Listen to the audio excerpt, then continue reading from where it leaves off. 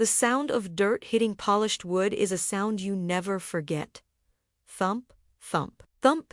Each handful of earth felt like a hammer blow against my own chest. My son, Leo, was holding my right hand, his grip tight and supposedly reassuring. His wife, Samantha, had her arm around my shoulders, whispering comforting nonsense into my ear. 40 years. 40 years of marriage to Richard Sterling, the architect of our perfect suburban Chicago life, and it all ended here, in a 6-foot hole in the ground. The tears streaming down my face were real, hot, and bitter. My name is Audrey Sterling. I'm 62 years old, and up until that moment, I thought my biggest challenge would be learning to live with the silence in our big, empty house. I'd spent a lifetime curating art for my gallery, building a comfortable nest egg, and raising a son I adored. I thought I knew the shape of my life, the contours of my past, and the gentle slope of my future. But as the final handful of soil was tossed, my phone buzzed in my coat pocket. A single, insistent vibration. I almost ignored it. Who would text a grieving widow during her husband's burial? But something made me pull it out, shielding the screen from the gray sky. It was a number I didn't recognize. And the message? The message shattered everything. 7 words that rearranged my world. "That's not me in there, ... double quotes, my breath caught in my throat. The world tilted, the muted sounds of mourning fading into a deafening roar in my ears. The tears I was crying a second ago for a dead husband were suddenly tears of pure, cold terror for a man who was impossibly alive. My son squeezed my hand again, and I looked at his face, his handsome, sad face, and for the first time, I saw a stranger. This is the story of how I discovered that my entire life, my marriage, and my own son were a meticulously crafted lie. And it's the story of how a grieving widow, who they all thought was a fragile old woman, burned their whole world to the ground. This isn't an easy story to tell, and frankly, I could use a friend to hear it all the way through, to make sure you don't miss how it all unravels. You can follow the stories told here. That way, you'll be with me for the next part. The days following the funeral were a blur of sympathetic neighbors and lukewarm My house, once a testament to a life well lived, filled with art and light, now felt like a stage. And I was playing the lead role. The heartbroken widow. I accepted the hugs, I nodded at the platitudes, I sipped the tea they offered. But inside, a blizzard was raging. That 7-word text message was a shard of ice lodged in my heart, and with every passing hour, it dug deeper. I kept my phone with me at all times, staring at the screen whenever I was alone, half terrified the sender would write again, half desperate for them too. Leo and Samantha were my shadows, a constant, smothering presence. They moved through my home with a chilling efficiency, answering the phone, sorting Richard's mail, speaking in hushed, serious tones about handling the estate. On the 3rd day, Samantha sat beside me on the sofa, her hand covering mine. Her skin was cool. "Audra," she began, her voice dripping with practiced sympathy. "I know this is the last thing you want to think about, but we need to start looking at Richard's paperwork. The insurance company will need to be notified." Leo, leaning against the fireplace mantel, nodded gravely. He said it was just a formality, a way to ensure I was taken care of, so I wouldn't have to worry about a thing. He mentioned the number $5 million not like a lottery win, but like a heavy, solemn responsibility that had fallen upon our family. It was the way they said it, the way their eyes, for a split second, seemed to connect over my head. There was no grief there. There was anticipation. It was too soon. It felt rehearsed. The first red flag should have been that clinical, predatory haste. My husband of 40 years was supposedly dead for 72 hours, and they were already talking about cashing the check. That night, after they finally left, the silence of the house was different. It wasn't empty anymore. It was filled with my own racing thoughts.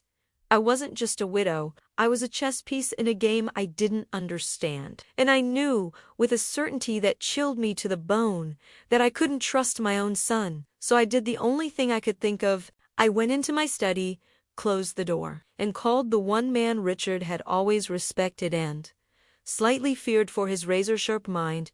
Arthur Kensington. Arthur had been our lawyer for 30 years, but he'd also been a friend. I told him everything.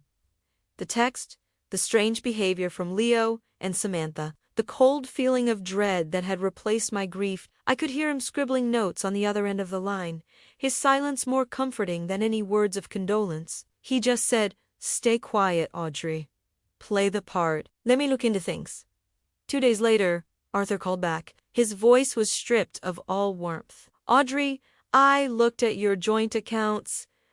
2 days before his passing, Richard made a wire transfer, $250,000. I sank into a chair, the phone feeling heavy as a brick. $250,000. Where?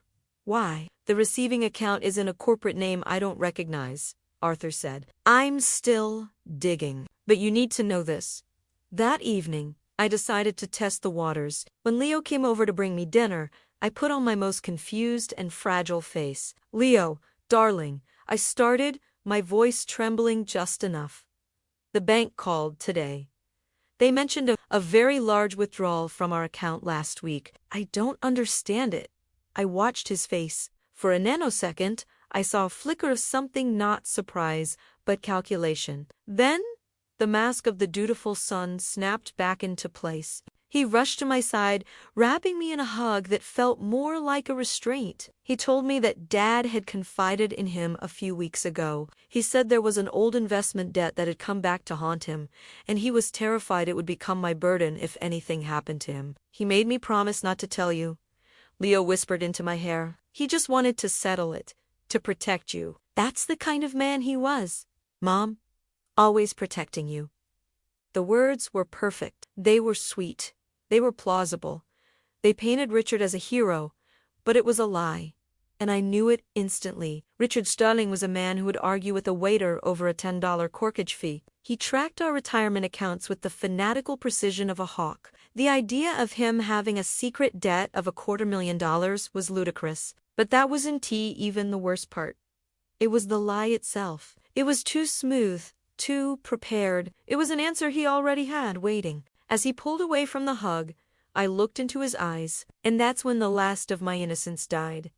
It wasn't just a lie. It was a performance. And his eyes weren't filled with compassion for his grieving mother. They were the cold, assessing eyes of a stranger, checking to see if I had bought the story. In that moment, I knew I wasn't just being misled. I was being managed.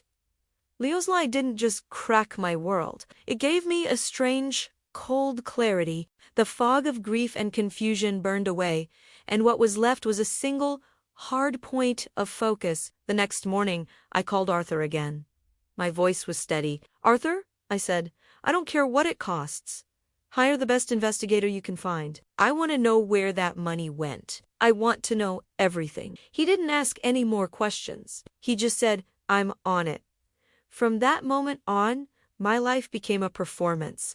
When Leo and Samantha were around, I was the fragile Audrey they expected me to be. I'd let my hands tremble when I signed a form. I'd ask confused questions about the insurance documents they so helpfully filled out for me. I watched them exchange patient, condescending glances, confident that their poor, grieving mother was losing her grip. They thought my pain was making me pliable. Little did they know, my pain was turning into steel. Every lie they told, every rehearsed gesture of sympathy, was another stone I used to build the wall around my heart. A week later, Arthur called with the first real piece of the puzzle. The investigator he'd hired, a quiet, serious man who used to be with the FBI, had traced the shell corporation that received the $250,000, was called SL Horizons. The initials might be a coincidence, Arthur said, but my guy doesn't believe in them. Samantha ... Leo ... Sterling. It's a taunt. The investigator had also suggested something else, that a plan this elaborate would require careful notes. Secret communications. He urged me to look through Richard's things, specifically for anything that seemed out of place. That night, I waited until the house was settled in its deep, suburban silence. I poured myself a small glass of whiskey, the amber liquid burning a welcome trail down my throat, and I walked to the one room I had been avoiding like a tomb, Richard's office. Opening the door, felt like breaking a seal. The air was still thick with his scent, a mix of old books and the expensive, spicy cologne bought him for our last anniversary. His reading glasses were still on his desk, next to a stack of architectural magazines. For a moment, a wave of genuine grief hit me so hard I had to grip the doorframe. Was I crazy? Was I a paranoid old woman inventing conspiracies to cope with loss? The image of Leo's cold, calculating eyes flashed in my mind, and my resolve hardened. I started with the obvious. Desk drawers? Filing cabinets? Bank statements! Everything was meticulously organized, a perfect portrait of a man with nothing to hide. An hour passed, then two. My hope began to curdle into frustration. I was about to give up when my eyes landed on his bookshelf. It was his pride and joy, a floor-to-ceiling collection of rare, leather-bound books on classical architecture. He loved to show them off, but I knew for a fact he'd never actually read most of them. They were props. And where do you hide something? In plain sight. My fingers traced the spines, landing on a heavy volume of Vitruvius. It felt lighter than it should. I pulled it from the shelf. It wasn't a book. The cover was real, but the inside had been hollowed out. And nestled in the cavity, cushioned by black foam, was a cheap, disposable burner phone. My heart was hammering against my ribs. My hands were shaking so badly it took me 3 tries to power it on. The battery was nearly dead, a single red bar blinking at the top of the screen. There was no call history, no photos, just a string of text messages with a single contact saved only SS. The messages were short, cryptic. Asset transfer is complete. Horizons is a go. Final arrangements are being made for your mother. My blood ran cold. My mother. They were talking about me. Then I scrolled to the very last message, sent just 3 days before Richard's fatal heart attack.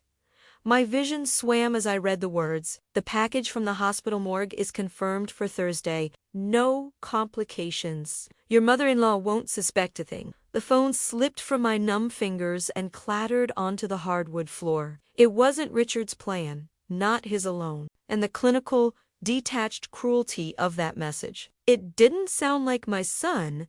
It sounded like Samantha, the sweet daughter-in-law who held my hand at the funeral, the hospital administrator, the one with access, the one with the nerve. I had been so obsessed with the husband who vanished and the son who lied. I never even considered that the architect of my own burial, the true monster in my family, was the woman who smiled and called me mom. Holding the knowledge of that burner phone was like holding a live grenade. The next morning, Samantha came into my kitchen, humming a cheerful tune, and placed a mug of chamomile tea on the table for me. She told me I looked tired and needed to rest, her smile never reaching her eyes. I looked at the woman who had arranged to have a stranger's body placed in my husband's coffin, who had plotted to have me warehoused, and I smiled back. It was the hardest thing I'd ever done. The air in my own home was thick with poison, and I had to learn to breathe it without choking. That afternoon, I meticulously photographed every message on the burner phone with my own cell. My hands steady this time. When the last picture was saved, I used a silk cloth from my jewelry box to wipe my fingerprints off every surface of the cheap plastic, placed it back in its hollowed-out book, and slid the book back into its place on the shelf. Let them think their secrets were safe. I emailed the encrypted photos to Arthur from a new, anonymous account I created at the public library. 2 days later, Arthur requested a meeting. He told me on the phone that it was a conversation we could not have over any device. His tone was so grave it scared me more than anything had yet. We met in a small, forgotten corner of a cafe on the other side of Chicago, a place where no one would know my face. He didn't waste time with pleasantries. He slid a plain manila envelope across the table and told me that his investigator was worth every penny. As I listened to him lay out the findings, the floor of my world didn't just crack. It fell away completely, revealing a black, bottomless pit. He started by explaining that the investigator, using the corporate filings for SL Horizons, had uncovered a series of payments to a high-end resort in the Cayman Islands. From there, He'd pulled flight manifests and cross-referenced passenger lists with the resort's bookings. Active paused, then pushed a single photograph from the envelope toward me. It was grainy, clearly taken from a distance with a long lens, but there was no mistaking the man sitting by a sparkling blue pool, a colorful drink in his hand, laughing. It was Richard. He wasn't just alive. He looked happier and healthier than he had in years. Then came the motive. Arthur detailed how the investigator had dug into Leo's tech company. My son, my brilliant, successful son, was a fraud. His company wasn't just struggling. It was a hollowed-out shell, drowning in debt, and weeks away from a catastrophic bankruptcy that would have been public and humiliating. The $5 million insurance payout wasn't a nest egg for me. It was a desperate, criminal bailout to save Leo from ruin. I thought that was the bottom of the pit. I was wrong. The worst was saved for last. Arthur's voice softened as he explained the final phase of their plan for me. The investigator had recovered deleted emails, not from Richard's computer, but from Leo's. In them, my son and a financial manager were coldly discussing the logistics of having me declared mentally inclined due to profound grief and emotional distress. They had already selected the facility, a luxury, long-term care home, in a remote part of Vermont. It was described in the brochure he showed me as a place of serene tranquility. It was a prison, a beautiful, comfortable prison, where I would be locked away, stripped of my assets and my autonomy, while my son and his wife lived off my husband's stolen legacy. They weren't just going to rob me, they were going to erase me. I drove home in a daze, the city lights blurring past my windshield. I parked in my own driveway and sat in the humming silence of the car for a long time. The shock had passed. The grief for the family I thought I had was gone.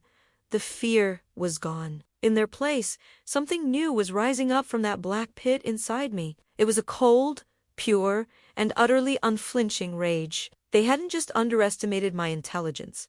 They had mistaken my love for weakness. They saw me as a problem to be managed, a loose end to be tied up and put away. They had already buried a stranger in my husband's name. They had planned to bury me in a life that wasn't mine. What they failed to understand was that they weren't dealing with a heartbroken old woman. They had just declared war on an art dealer.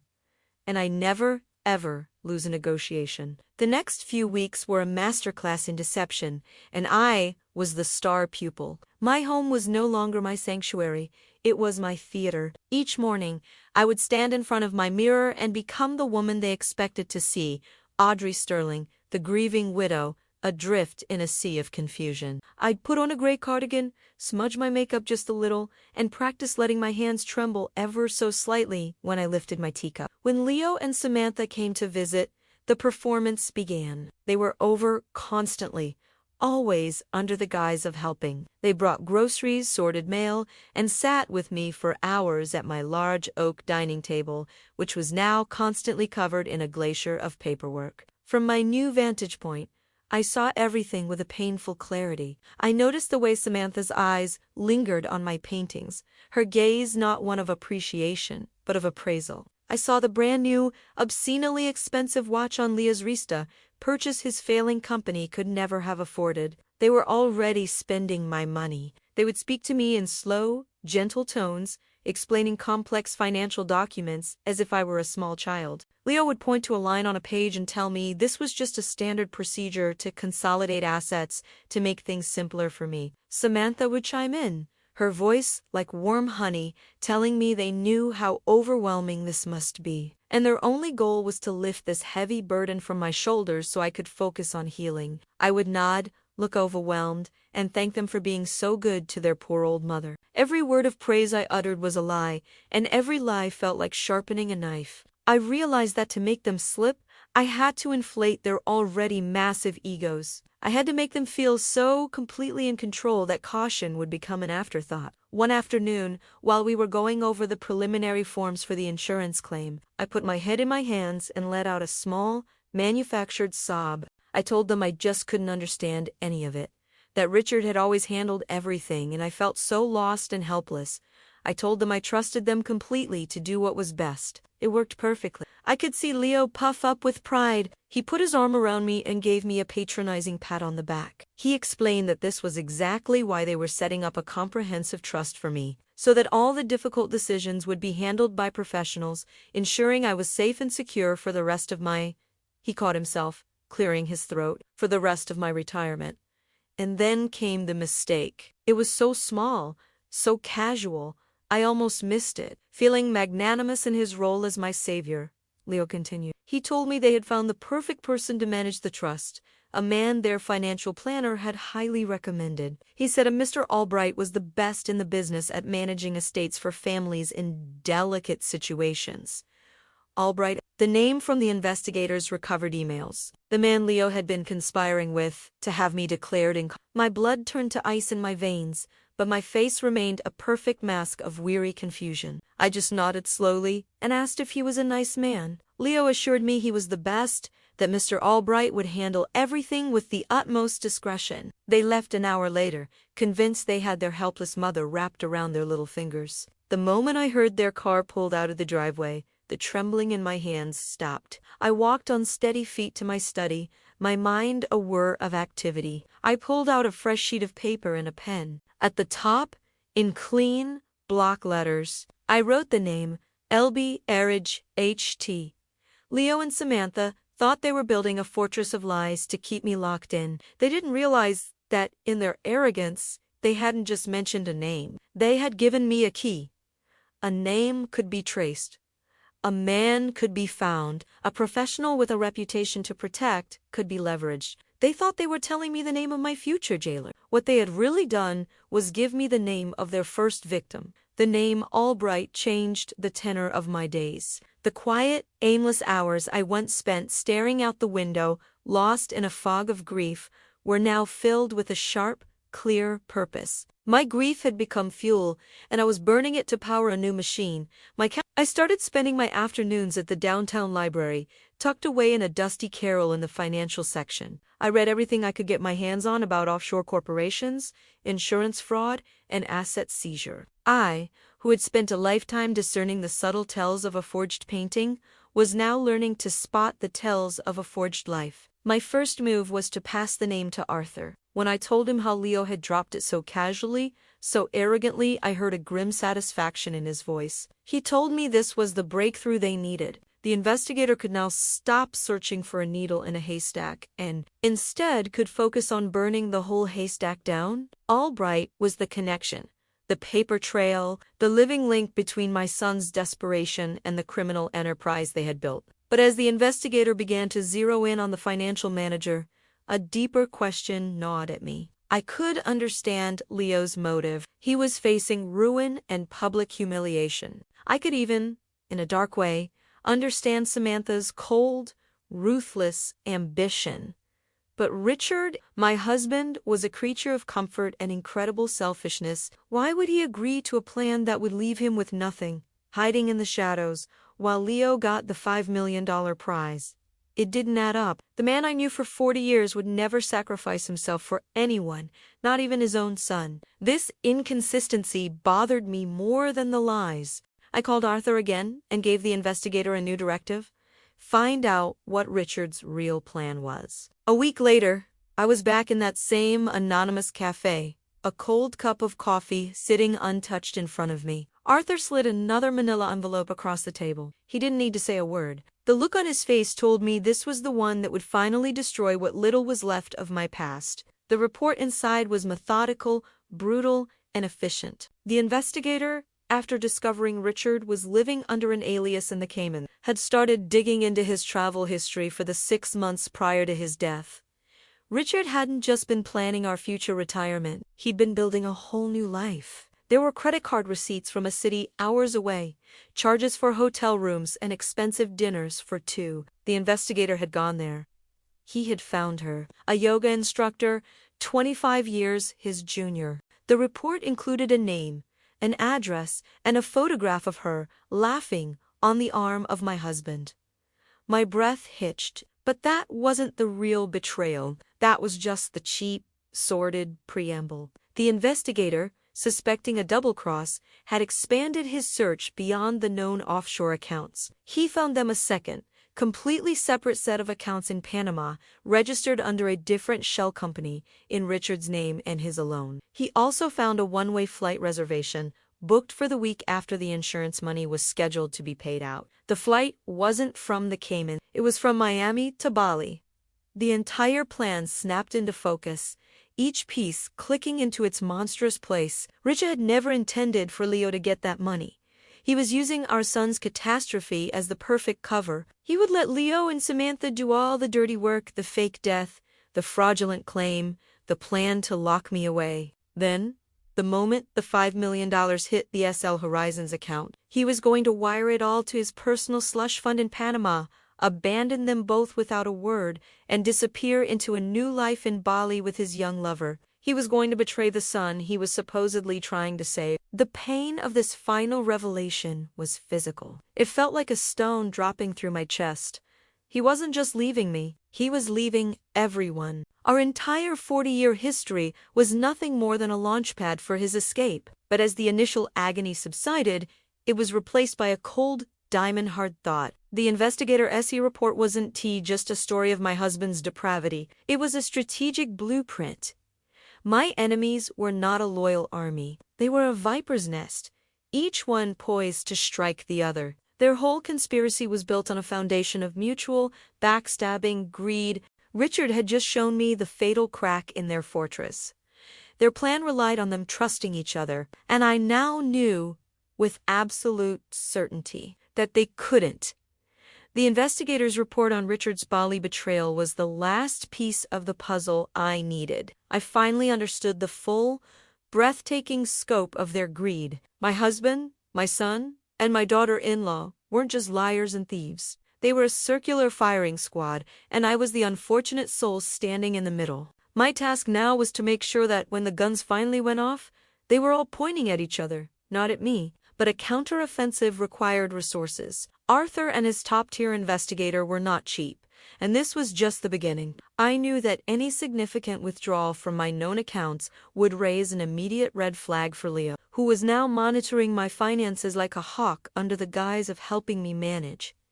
I was trapped. I had all this knowledge, all this burning rage, but my hands were tied by my own money. One evening, I was sitting in my living room, the weight of my powerlessness pressing down on me. Leo had just left after a visit where he'd cheerfully explained how my portfolio was being streamlined for my benefit. My eyes drifted around the room, over the furniture and the rugs he and Samantha would soon believe were theirs. Then, my gaze settled on the walls. On the art I had spent a lifetime collecting. They saw these paintings as assets to be liquidated. I saw them as my history, my passion, and now, my salvation. Hanging in a quiet corner, away from the more ostentatious pieces, was a small, charcoal sketch. It was a diaga, a preparatory study of a dancer's leg. It was subtle, easy to overlook, and worth a fortune. My son, with his obsession for digital futures and disruptive tech, had never given it a second glance. Richard had always called it Audrey's little scribble. To them, it was worthless. To the right person, it was a king's ransom. The next morning, the game changed. I was no longer a passive victim gathering intelligence. I was an art dealer again, making the biggest sale of my life. I didn't use my work email or my cell phone. I went to the library, used a public computer, and contacted an old colleague in Geneva, a man whose entire career was built on two things: his love for impressionist sketches and his absolute discretion. I told him I had a private piece for a private buyer. No auction houses, no public records. The logistics were I had to remove the Degas from its frame myself, my hands surprisingly steady as I worked. I packaged it between layers of acid-free paper and architectural board, then placed it in a plain box. I used a bonded art courier service I trusted, listing the contents as legal documents. For 3 days, I barely slept, tracking the package as it made its silent journey across the Atlantic. Then, the email came, a single word from my colleague in Geneva. The next day, a sum of money so large it made me dizzy was wired to a new bank account Arthur had helped me open in Switzerland. Suddenly, I had a war chest, a vast, untraceable reservoir of funds that my enemies had no idea existed. The feeling was intoxicating. It was the first time in months I felt like I had solid ground beneath my feet. With my new resources, I gave Arthur a new command: escalate. I wanted the investigator to shift his focus from my family to the conspiracy's weakest link, the hospital. Someone had to have helped Samantha swap a body out of the morgue. I told him to spare no expense, to turn over every stone. It didn't take long. With a virtually unlimited budget, the investigator was able to grease the right palms and access personnel files he couldn't touch before.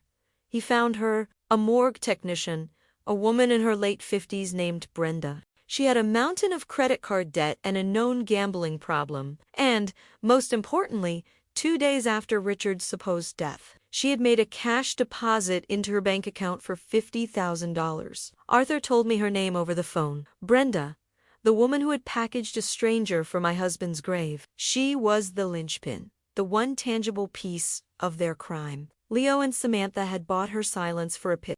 I looked at my Swiss bank account balance online, at the quiet power sitting there. I wondered what a real fortune could buy. A confession, loyalty, or perhaps something far more valuable. A witness. With a funded war chest and a confirmed target, the nature of my fight shifted. It was no longer a covert intelligence operation. It was about laying a trap. The name Brenda echoed in my mind. I pictured this woman, this morgue technician, driven by debt and desperation to commit a crime so ghoulish it was hard to comprehend. I felt a flicker of something akin to pity for her, a pawn in a game far bigger than she was. But my sympathy was a luxury I couldn't afford. Her desperation had made her a criminal, but it also made her a vulnerability, and I intended to exploit it. I laid out the situation to Arthur. We couldn't go to the police yet. A direct confrontation would only scare Brenda, and she would likely run straight to Samantha, tipping our hand. Leo and Samantha would circle the wagons, destroy evidence. In my case would become a messy, drawn-out battle of he said. We needed her confession, clean and undeniable. We needed an ace in the hole. Arthur and I devised a plan, and his ex-FBI investigator was the perfect instrument to carry it out. He wasn't to threaten Brenda. Threats would make her panic. Instead, he was to present her with a choice, a door out of the nightmare she was living in. The approach was surgical. The investigator cornered her not in a dark alley, but during her lunch break at a crowded food court. He sat opposite her, slid a folder onto the table, and quietly told her to look inside. Arthur later told me the man's description of the moment. He said all the color drained from Brenda's face as she saw the evidence he'd compiled: copies of her gambling debts, surveillance photos of her at casino ATMs, and the damning bank statement showing the $50,000 cash deposit. Then, the investigator laid out her two futures. Future A was the stick.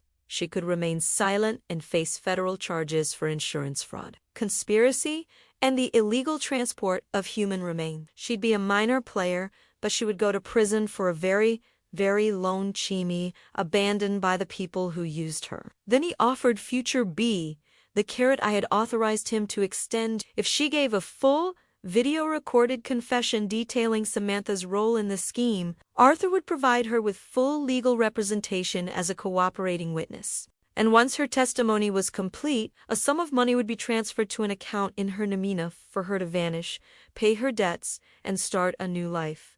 Clean. For a woman drowning in fear and debt, it wasn't a choice. It was a rescue. She folded completely. That very evening, in a sterile hotel room, Brenda sat in front of a camera and confessed everything. She recounted, in horrifying detail, how Samantha, her hospital administrator, had approached her, how she'd been paid to falsify records for an unclaimed body, and how she'd personally overseen the transfer. The recording was now in Arthur's possession, locked in a safe. We had our ace. The final piece of the puzzle fell into place 3 days later. My phone rang and it was Leo.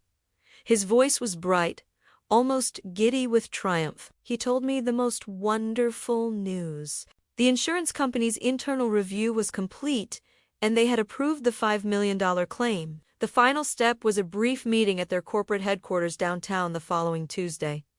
He told me he and Samantha would pick me up. All I needed to do, he said, was sign one last form. His condescending tone was thicker than ever. The voice of a man who believed he had successfully managed his confused, grieving mother right to the finish line. I told him that sounded wonderful, that it would be a relief to have it all over with. As I hung up the phone, a slow, cold smile spread across my face. The when and the where had just been delivered to me on a silver platter. They had chosen the stage themselves, a corporate boardroom high above the city, the moment of their greatest triumph, the perfect, sterile, public environment for a complete and utter detonation of their lives. Leo had invited me to the final signing. He thought he was closing a deal. He had no idea he was scheduling an execution. The last night in my old life was the quietest I'd ever known. The next day, I would walk into that boardroom and detonate my family. Everything that came after would be different. The woman I was, the life I'd had would all be rubble. Tonight was the wake. I walked through the silent rooms of my house, the house Richard had designed and I had filled. My hand drifted over the family photos lining the hallway. There was Leo, age 7, missing his 2 front teeth and grinning proudly on his first bicycle. There was Richard and me in Italy, 20 years younger, with the sun in our eyes. For a moment, I let myself feel the ghost of that happiness. I remembered the warmth of the Tuscan sun, the taste of the wine, the easy way Richard's hand had rested on my back. It all felt real then. Was it? Or was I just the curator of a gallery of beautiful lies? The ache was real, a deep, sorrowful pang for the woman who had lived in these photos, blissfully unaware. She was the one I was truly mourning now. My preparations for the morning were methodical, a calming ritual in the face of the coming storm. I went to my closet and pushed past the soft, gray cardigans I had been wearing as my widow's uniform. At the very back, preserved in a garment bag, was a tailored suit of cobalt blue I had worn a decade ago to close the biggest deal of my gallery's history. It was the color of steel, of ice. It was armor. I laid it out carefully on my bed. My final call was to Arthur. We didn't speak for long. We just confirmed the plan. He had a copy of Brenda's full, notarized confession. He had the investigator entire Feely the photos of Richard in the Cayman, the evidence of his planned escape to Bali, the financials of Leo's bankrupt company, and he had 2 of the city's best financial crimes detectives on standby. They would be waiting in the lobby of the insurance building at 10:30 a.m. Everything was in place. Just as I was about to turn off my lights, my phone rang. It was Leo.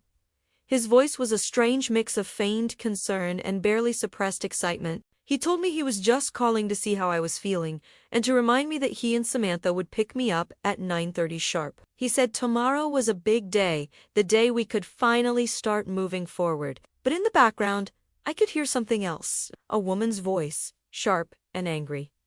Samantha. She wasn't speaking clearly, but the tone was unmistakable. It was the venomous hiss of a fight.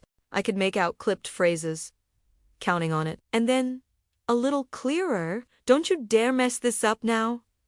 Leo quickly spoke over her, his voice forced and cheerful, telling me that Samantha was just stressed and sent her love. He said he loved me and would see me in the morning. He hung up, but the sound of their argument lingered in the air. That was the final sign I needed. I had known their alliance was weak, built on a foundation of lies and mutual betrayal. But that phone call was proof. On the very eve of their supposed victory, they weren't celebrating. They were at each other's throats. The cracks I had been looking for weren't just appearing. Their entire fortress was beginning to crumble from the inside. They were suffocating under the weight of their own greed. The next morning, I stood before the mirror, dressed in my blue armor. The frail, heartbroken woman I had been playing for months was gone. I had let them see a ghost, a relic of the past, someone to be managed and put away, but the reflection that stared back at me was someone new. She was not a victim. She was not a widow. She was a curator, and I was about to unveil my final exhibit, a masterpiece of failure, a portrait of greed, with my son and his wife as the subjects, exposed for all the world to see. The car ride downtown was the most surreal journey of my life. I sat in the back of my own luxury sedan, a prisoner in plain sight, watching the back of my son's head as he drove. He and Samantha kept up a stream of cheerful, inane chatter, pointing out new construction, commenting on the traffic. They were talking about a future they believed was only an hour away. A future built on my money and my erasure. Their voices were brittle, the sound of glass about to shatter. I, on the other hand, was an island of perfect, predatory calm. I just watched them, memorizing the faces of the people my children used to be. The insurance company's headquarters was a monument of glass and steel, a cathedral to commerce. We were escorted to a boardroom on the 40th floor, with a panoramic view of the city I no longer called home. A polite, professional man named Mr. Davies greeted us. He had a kind, sympathetic face, and he offered me his deepest condolences. Leo and Samantha flanked me, playing their roles to perfection. Samantha squeezed my hand, her face a mask of sorrowful support. Leo spoke in low, grave tones about the difficulty of this moment, and how much his father would have appreciated the company's efficiency. They were magnificent actors. I had to give them that. Mr. Davies slid a single, crisp document across the vast mahogany table. "This is the final authorization," he said gently. "With your signature here, Mrs. Sterling, we can release the funds. I know this is just a formality, but it will close this difficult chapter." He pushed a heavy, expansive-looking fountain pen towards me. This was it, the culmination of their entire sordid affair. I could see the victory in their eyes. Leo's jaw was set with a smug satisfaction. Samantha's lips were curled in the faintest, triumphant smile. They watched me, their creation, the helpless little widow, as I reached for the pen, but I didn't pick it up. Instead, I folded my hands on the table and looked at Mr. Davies. "Forgive me," I said, my voice clear and steady. "I just have one very important, very quick call to make. It will only take a moment." Before anyone could process what I was doing, I pulled out my phone, placed it in the center of the table, and tapped the screen. I put it on speakerphone. A dial tone echoed in the silent, stunned room. Leo's smile faltered. Samantha's eyes darted towards me, a flicker of confusion turning into alarm. The phone on the table began to ring, and then I spoke. "Richard, darling," I said, my voice bright and conversational. "The signal from the Caymans is just terrible, but I wanted you to be the first to know the good news about the money." The effect was instantaneous and absolute. All the blood drained from Leo's face, leaving it a sickly, waxy gray. Samantha let out a tiny, strangled gasp, her hand flying to her mouth. Mr. Davies stared at me, his face a perfect picture of bewilderment. At that exact moment, the boardroom door swung open. Arthur walked in, his expression grim. He was not alone. Flanking him were a man and a woman in sharp, dark suits. They did not look like lawyers. "Mr. Davies," Arthur began, his voice commanding the room. "My name is Arthur Kensington. I am Audrey Sterling's attorney. I'm afraid you are the victim of a significant criminal fraud." What followed was the complete and methodical demolition of my son's life. Arthur didn't shout. He simply presented. He laid out the investigator's file on that polished table like a surgeon laying out his instruments. He started with the 8x10 glossy photos of Richard, tanned and smiling, by a resort pool. He moved on to the financials of Leo's bankrupt company. He then detailed Richard's plan to double-cross them both, showing them the flight itineraries to Bali, the statements from the secret Panamanian bank account. I watched Leo's face as he realized his own father was going to betray him, and I saw something in him break. But the final, fatal blow was for Samantha. Arthur placed a small tablet on the table, and finally, he said, "The matter of the body." He pressed play. Brenda, the morgue technician, filled the screen, her face pale and terrified. Her recorded voice filled the boardroom, confessing every last detail, explicitly naming Samantha as the hospital administrator who had paid her $50,000 in cash to falsify the records of an unclaimed corpse. The two detectives stepped forward. One of them spoke, his voice devoid of all emotion, as he informed Leo and Samantha that they were under arrest. The sound of the handcuffs clicking shut was the loudest sound I'd ever heard. Samantha collapsed into sobs, a wild, animalistic wailing. Leo just stood there, utterly broken, his eyes locked on mine. There was no remorse in them, only a hollow, bottomless hatred for the mother who had refused to be a victim. They were led out of the room, their pathetic, wailing exit echoing down the hall. And then there was silence, a profound, deafening silence. It was just Miatha and the shell-shocked insurance agent left in a 40th floor room with a view. The $5 million authorization form sat on the table between us, unsigned. The silence that filled that boardroom after they were gone was a strange, hollow thing. The adrenaline of the confrontation drained out of me, leaving behind a profound exhaustion. Mr. Davies was stammering, a flood of apologies and corporate jargon. Arthur handled it all, his calm presence a steady anchor in the storm's aftermath. I just stood and looked out the window at the Chicago skyline, a city that suddenly felt like it belonged to a stranger. I had won, but it didn't feel like a victory. It felt like a demolition. The days and weeks that followed were a series of final, decisive blows that I witnessed from a distance. The justice system, once set in motion, was a relentless machine. Arthur told me that the investigator working with the FBI had arranged a welcome party for Richard in Miami. I have a vivid picture in my mind, pieced together from the investigator's report. My tanned, smiling husband stepping off the plane from the looking around for his young mistress, his face the picture of smug satisfaction. And then, the moment his eyes land on the two federal agents approaching him, that confident smile curdling into a mask of pure, uncomprehending panic. He was arrested on the tarmac. For Leo and Samantha, the downfall was just as swift but far more public. The story was a media sensation, the grieving son, the perfect, devoted child who had orchestrated a ghoulish plot to defraud his own mother. Their carefully constructed image of suburban success was shattered in an instant, replaced by humiliating mugshots and headlines that screamed their depravity to the world. They face a mountain of charges, and they will face it together, two vipers trapped in the same collapsing nest. I feel nothing for them. Not hatred, not love. Just a deep, profound emptiness where a family used to be. The first thing I did was sell the house. I hired a team of professionals who packed up 40 years of life in a matter of days. As I walked through the empty rooms for the last time, I felt no sadness. That house was no longer a home. It was a crime scene, a theater of lies. I was not losing memories.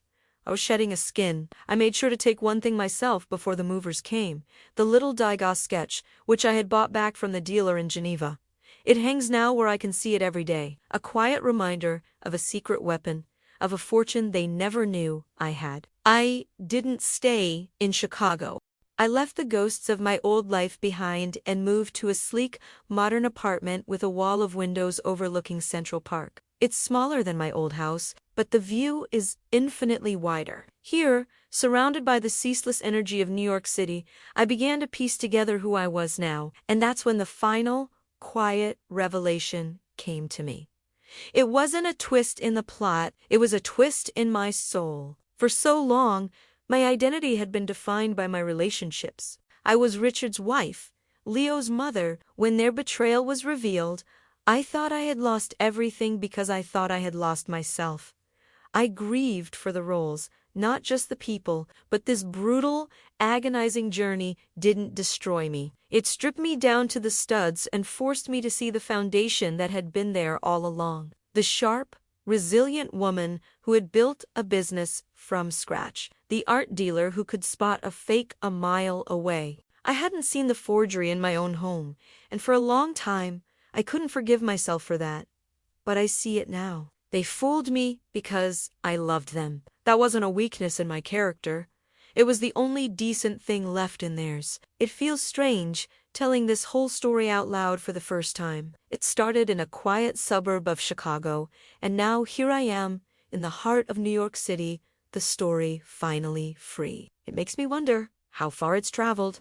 I'd love to know where you're listening from, what city you're in as you hear my voice.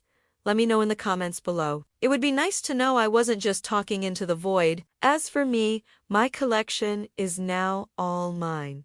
My fortune is all mine, but most importantly, my life is all mine. And believe me, that is the best deal I have ever made.